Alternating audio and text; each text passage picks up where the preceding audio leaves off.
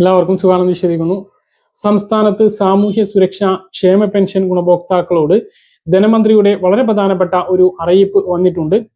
വരുമാന സർട്ടിഫിക്കറ്റ് ഹാജരാക്കുന്നതുമായി ബന്ധപ്പെട്ട 6 മാസത്തെ സാവകാശമാണ് ഇപ്പോൾ ലഭിച്ചിട്ടുള്ളത്.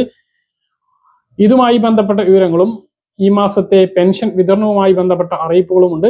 വീഡിയോയുടെ വിശദാംശങ്ങളിലേക്ക് കടക്കുന്നതിന് മുമ്പ് കൂടുതൽ ആളുകളിലേക്ക് ഇൻഫർമേഷൻ എത്താൻ ഷെയർ ചെയ്യുക, ലൈക്ക് ചെയ്യുക. ഫേസ്ബുക്കിലൂടെ കാണുന്ന ആളുകൾ ഫോളോ ചെയ്യുക. വീഡിയോയുടെ വിശദമായ വിവരങ്ങളിലേക്ക് വരാം. സംസ്ഥാനത്ത് സാമൂഹ്യ സുരക്ഷാ ക്ഷേമ പെൻഷൻ ഗുണഭോക്താക്കളോട് പെൻഷൻ മുടങ്ങാതിരിക്കാൻ 2025 ഡിസംബർ 31 മുമ്പ് വരുമാന സർട്ടിഫിക്കറ്റുകൾ സമർപ്പിക്കാൻ പറഞ്ഞിരുന്നു. ഈ ഒരു സമയപരിധി 6 മാസം കൂടി ദീർഘിപ്പിച്ചുകൊണ്ട് ധനവകുപ്പിന്റെ ഉത്തരവ് ഇറങ്ങിയിട്ടുണ്ട്. ഇതാണ് ധനമന്ത്രി കെ.എൻ. ബാലഗോപാൽ അറിയിച്ചിട്ടുള്ളത്. അതായത് 2019 ഡിസംബർ 31 മുമ്പ് ക്ഷേമ പെൻഷൻ അനുവദിച്ച് ക്ഷേമ പെൻഷൻ ലഭിച്ചു തുടങ്ങിയിട്ടുള്ളവരാണ് ഒരു തവണയെങ്കിലും വരുമാന സർട്ടിഫിക്കറ്റ് സമർപ്പിക്കണം എന്ന് പറഞ്ഞിരുന്നത്. 1 ലക്ഷം രൂപക്ക് താഴെ വാർഷിക വരുമാനം ഉള്ളവർക്ക് മാത്രമാണ് ക്ഷേമ പെൻഷന് അനുമതിയുള്ളത്. ഇത് പ്രകാരം വരുമാന സർട്ടിഫിക്കറ്റ് സമർപ്പിച്ചപ്പോൾ 1 ലക്ഷം രൂപക്ക് മുകളിലുള്ള നിരവധി പേരുടെ പെൻഷൻ റദ്ദായിരുന്നു. എന്നാൽ അത് സമർപ്പിക്കാത്ത ആളുകൾക്ക് പെൻഷൻ മുടങ്ങിയിട്ടില്ല എന്നുള്ളതാണ് ഒരു ആശ്വാസം. അതിന്റെ സമയം ഇങ്ങനെ നീട്ടി നൽകുകയായിരുന്നു.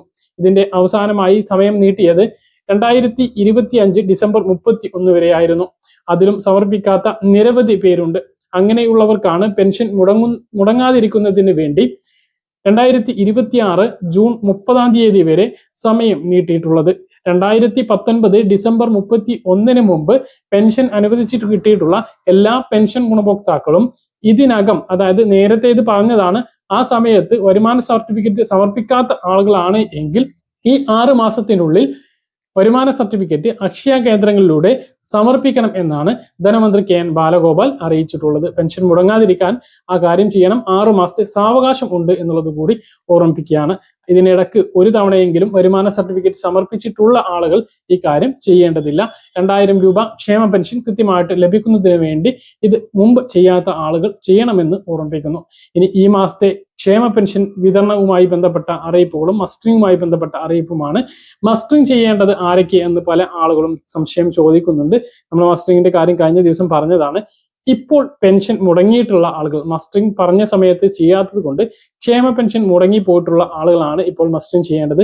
എല്ലാ മാസവും അതിനുള്ള അവസരമുണ്ട്. 1-ാം തീയതി മുതൽ 20-ാം തീയതി വരെ അക്ഷയ കേന്ദ്രങ്ങളിലെത്തി മസ്റ്ററിങ് ചെയ്യാം. ഓരോ മാസം താമസിക്കും തോറും അത്രയും മാസത്തെ പെൻഷൻ മുടങ്ങിപ്പോകുന്ന അവസ്ഥയുണ്ട് എന്നുള്ളതും ഓർമ്മിപ്പിക്കുകയാണ്.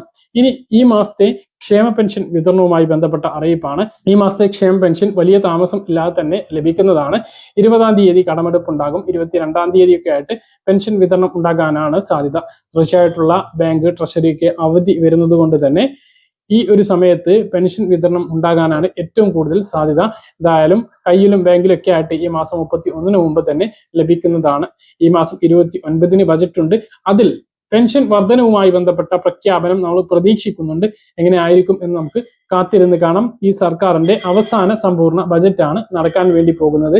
ഇതിൽ വലിയ പ്രഖ്യാപനങ്ങൾ തന്നെ നമ്മൾ പ്രതീക്ഷിക്കുകയാണ്. അപ്പൊ ഇതാണ് ഇതുമായി ബന്ധപ്പെട്ട് പറയാനുള്ളത്. പറഞ്ഞ കാര്യങ്ങൾ കൃത്യമായിട്ട് മനസ്സിലാണെന്ന് കരുതുന്നു. ഇനി ലൈഫ് സർട്ടിഫിക്കറ്റ്, അതായത് വിധവാ പെൻഷൻ, അവിവാഹിത പെൻഷൻ വാങ്ങുന്നവർക്കുള്ള ലൈഫ് സർട്ടിഫിക്കറ്റ് തദ്ദേശ സ്ഥാപനങ്ങളിൽ സമർപ്പിക്കണമോ എന്ന് പല ആളുകളും ചോദിക്കുന്നുണ്ട്. നിങ്ങളുടെ തദ്ദേശ സ്ഥാപനവുമായിട്ടൊന്ന് ബന്ധപ്പെടുക. അത്തരം അറിയിപ്പുകൾ പ്രാദേശികമായിട്ടാണ് വരുന്നത്. ഇപ്പോൾ ഔദ്യോഗികമായിട്ടുള്ള അറിയിപ്പുകൾ വന്നിട്ടില്ലാത്തത് കൊണ്ട് തന്നെ നിങ്ങളുടെ തദ്ദേശ സ്ഥാപനങ്ങളിൽ അത് ബന്ധപ്പെടുക, അല്ലെങ്കിൽ മെമ്പറുമായിട്ട്, വാർഡ് കൗൺസിലറുമായിട്ടൊന്ന് ബന്ധപ്പെടുക.